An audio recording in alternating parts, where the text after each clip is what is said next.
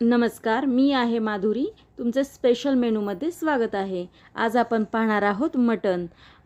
मी अर्धा किलो मटण घेतलेलं आहे आणि त्याच्यामध्ये हळद, मीठ टाकून घेतलेली आहे. आणि आता 1 टेबलस्पून मी आलं पेस्ट टाकते आहे आणि लसूण पेस्ट टाकते आहे. आणि आता त्याच्यामध्ये थोडीशी कोथिंबीर टाकणार आहे आणि ते मिक्स करून घ्यायचं. ते छान मिक्स करून घेतलं की मी इकडच्या साईडला कुकर ठेवलेला आहे तेल टाकून तापवायला. आणि त्याच्यामध्ये आता चिरलेला चौकोनी चिरलेला कांदा बारीक केलेला तो टाकत आहे. आणि तो छान असा परतून घेतला की त्याच्यामध्ये मटणाचे आपण मॅरिनेट केलेलं मटण आहे ते टाकायचं. आणि आता मटण टाकल्यानंतर त्याच्यावरती पाणी ठेवायचं. ते छान मिक्स करून घ्यायचं. त्याच्यानंतर त्याच्यावरती पाणी ठेवायचं आणि ते पाणी गरम झालं की त्याच्यामध्ये पाणी टाकायचं मटणामध्ये. आणि आता आपल्याला कुकरच्या 3 शिट्ट्या करून घ्यायच्या. आणि त्या कुकरच्या 3 शिट्ट्या होतोपर्यंत आपण वाटणाची तयारी करूयात. आणि मी एका साईडला आता एक चाळण घेतलेली आहे आणि त्याच्यावर खोबऱ्याची वाटी ठेवती आहे. आणि ती खोबऱ्याची वाटी काळी झाली की मग 4 कांदे घेतलेली आहेत मी मध्यम आकाराचे. आणि ते असे फोडले की ते पण ह्या खोबऱ्याच्या वाटीसारखेच असे काळे करून घ्यायचे, म्हणजे छान अशी भाजी लागते त्याची. आणि ते असे झाल्यानंतर काळे झाल्यानंतर ते काढून घ्यायचे.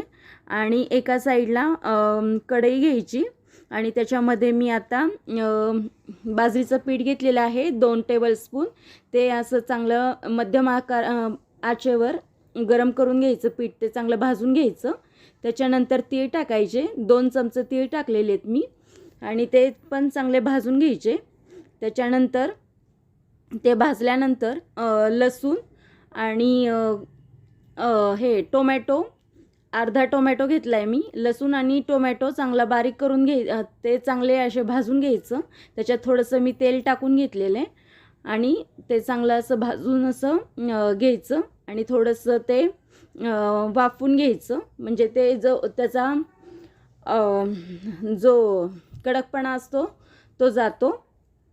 आणि ते चांगलं आता ते वाटण सगळं पूर्ण केलेलं ते सगळं आपण आता मिक्सरमध्ये बारीक करून घेऊया ते. आणि ते वाटण झालेलं आहे. आणि आता आपण भाजी करायला घेऊया.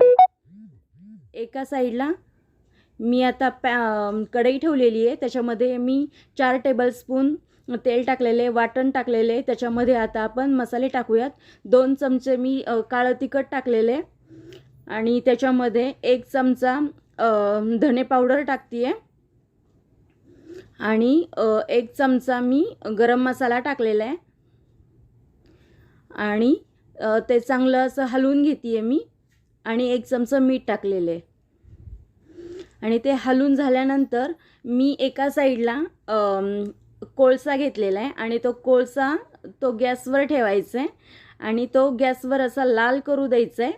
आणि तो कोळसा आहे ना तो एका वाटीमध्ये घ्यायचा आणि त्या वाटीमध्ये तो कोळसा लाल झाल्यानंतर त्या वाटीमध्ये ठेवायचा. आणि आता याच्यामध्ये 1 चमचा आपण तूप टाकून घेऊयात. माझ्या घरामध्ये सगळ्यांना तूप आवडतं भाजीमध्ये. आणि ते चांगलं आपण मिक्स करून घेऊयात तूप आता. आणि आता जी वाटी आपण कोळशाने घेतलेली आहे त्याच्यावरती तूप टाकायचं कोळसा लाल झालेला. आणि ती वाटी आता आपण ह्या कढईमध्ये ठेवणार आहे.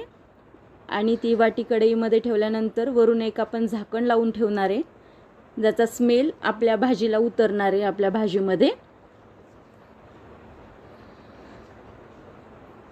आणि नंतर मग आता ती 1-2 मिनिटांनी 3 मिनिटांनी ती काढायची. आणि नंतर आता आपण हे सूप टाकून द्यायचं त्याच्यामध्ये. अशा प्रकारे आपली आता ही मटणाची ग्रेव्ही तयार झालेली आहे. आणि आता आपण फ्राय करायला घ्यायचं मटण फ्राय. आता मी कढई ठेवलेली आहे, त्याच्यामध्ये कांदा टाकलेला आहे. आणि आता कांदा चांगला परतून झाल्यानंतर मी त्याच्यामध्ये वाटण टाकणार आहे. ते वाटण आता चांगलं मिक्स करून घ्यायचं. त्याच्यामध्ये आता मसाले टाकायचे आपल्याला.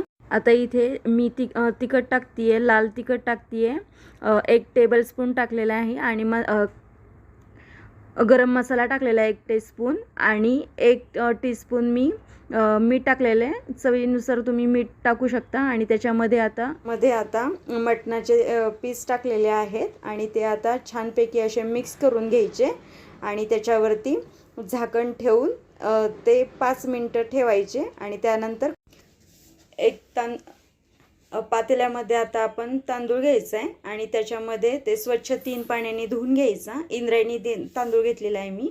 आणि त्याच्यामध्ये हे 2 चमचे आपण सूप टाकायचं आणि ते गरम करायला ठेवायचं. त्याला चांगली उकळी आल्यानंतर आपण त्याच्यावरती झाकण ठेवून द्यायचं बारीक गॅस करून आणि मग ते शिजायला ठेवायचं आता. आणि आता ते शिजून झालेलं आहे. आणि त्याच्यामध्ये मी आत्तापर्यंत त्याच्यामध्ये 2 चमचे आणखीन ते सूप टाकलेलं आहे. आणि अशा प्रकारे आणि थोडंसं वरून तूप वगैरे टाकायचं किंवा आपण खाताना घ्यायचं तूप. आणि आता ठेवून द्यायचं ते झाकून आणि आपण खायला घ्यायचं आणि सर्व करायचं. आजची रेसिपी तुम्हाला कशी वाटली हे मला कमेंट करून कळवा तुम्ही. अशी चमचमीत रेसिपी पाहण्यासाठी माझा व्हिडिओ पाहत राहा.